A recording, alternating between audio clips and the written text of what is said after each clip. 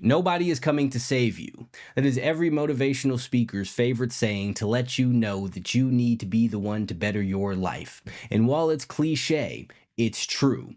Kind of, at least. But it's also misleading because the reality is nobody even can save you. You could find the magical genie lamp from Aladdin and use your 3 wishes to get millions of dollars, the abs that you've always wanted, and the girl of your dreams. And it would only be a matter of time before you wind up broke, fat, and heartbroken. The reason for that is you don't have what it takes to have these things. That's why you don't have them. What you have is a product of who you are. None of these things in and of themselves are the end goal, but the byproduct of who you become along the journey to get them. Everybody who has a bunch of money has made themselves into someone who can have a bunch of money. Everybody that you see in shape has made themselves into someone who can be in shape. Everybody who has a great relationship, who lives in the house that you want, drives the car that you want, who lives the life that you want, has taken the time to build themselves into the type of person who can have these things.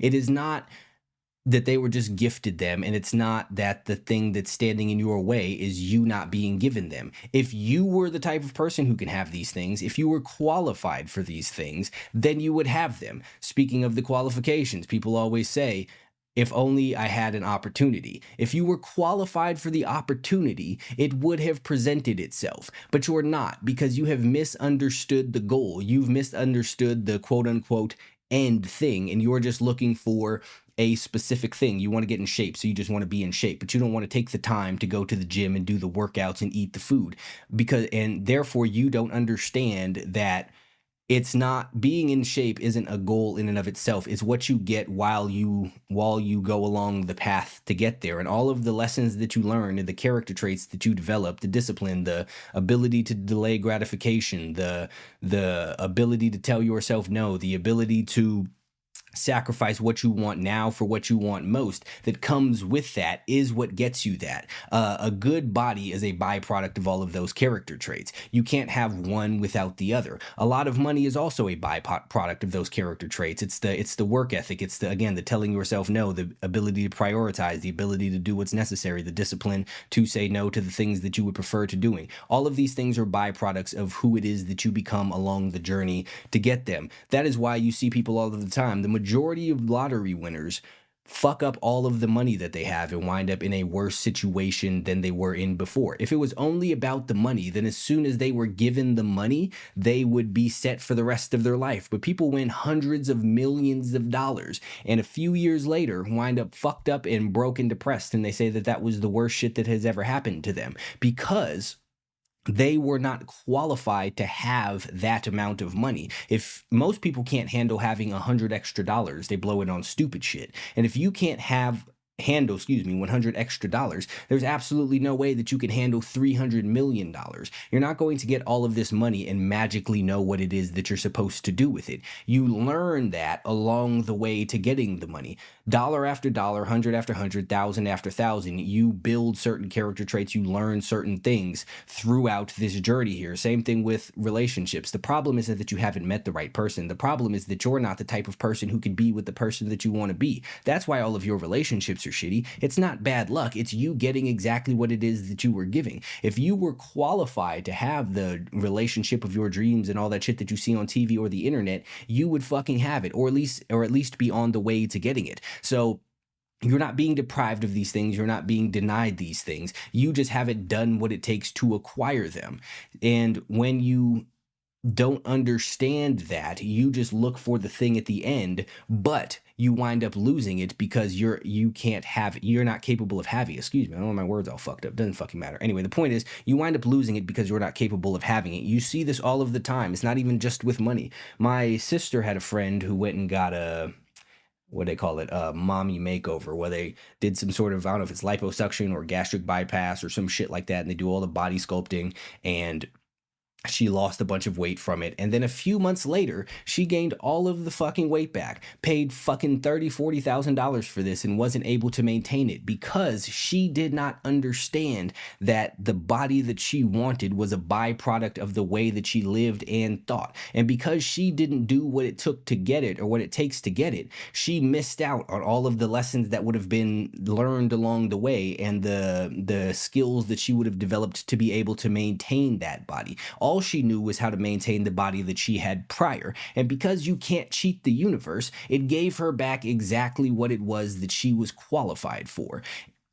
If she had taken the time to instead go to the gym, to diet, to drink less alcohol, or cut it out all fucking together, to drink water instead of sodas and all of that other shit, then it would have taken her longer to get that body, but she would have built it up the right way, and therefore had the skills to maintain it throughout the remainder of her life. You see it too, again, with the crypto people. People make a bunch of money off of crypto, and then they go and do a bunch of stupid shit and blow it all because they don't know how to handle that sort of money. They don't know how to handle that level of riches and wealth, because they're still poor people with a lot of money. Then poor people seem to have this belief that they're just like rich people minus the money. And that is not fucking true at all. You're not a rich person because you're not qualified to be a rich person. There is no such thing as a rich person who acts like a poor person, just like there is no such thing as a poor person who acts like a rich person. So while you're a poor person, you have all the habits, the character traits, and the mindset of a poor person. That's what's keeping you poor.